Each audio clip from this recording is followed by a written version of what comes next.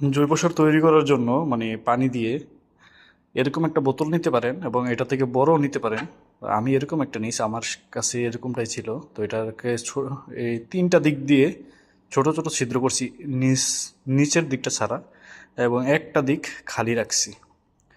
তো এটা এখন আমি নিয়ে যেখানে আমি যেই গাছটার মধ্যে সার প্রদান করব বা যেখানে এটা প্রয়োগ করব, যেটা ব্যবহার করব, ওই জায়গাতে নিয়ে এটা বসাবো আমি। মূলত আমি ড্রাগন গাছে খাবার দেওয়ার জন্য এই বোতলটা ছিদ্র করেছিলাম। এখন আমি একটা গর্ত করছি ড্রাগন গাছটার পাশেই। এখন যে ছিদ্রগুলো আছে, তিনটা দিকে ছিদ্র, আমি ড্রাগন গাছটার মানে ওই দিকে করে দিব আর কি। দেখেন, আমি ছিদ্রগুলো ওই দিকে করে দিতেছি।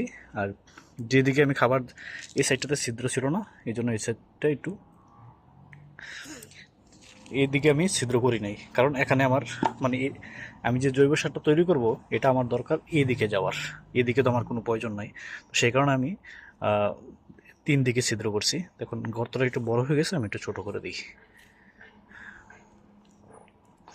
তখন আমি এটা এখানে দিয়ে দিব সম্ভবত। হ্যাঁ, গর্তটা ঠিক আছে। আমি এটা মাটি দিয়ে চারদিক দিয়ে বরাট করে দিব।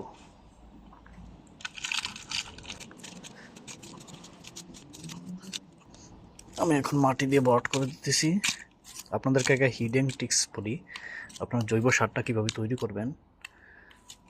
একদম সহজ একটা পদ্ধতি। আপনারা কী করবেন, আপনাদের বাসায় যে যত শাক সবজি আছে, বিশেষ করে সবজি, এগুলো কাটার পর যে ছোলাগুলো থাকে, বিশেষ করে পেঁয়াজ, রসুন, তারপর গাজর, তারপর হলো আপনার এই শশা, বিভিন্ন যাবতীয় যা কিছু সব কিছু ইয়াগুলো আছেন, আপনারা এটার ভিতরে দিয়ে দিবেন। দিয়ে পানি দিয়ে তারপর এটার মোকাটা লাগিয়ে দিবেন, যাতে এটা থেকে হাওয়া বের হতে না পারে। এটা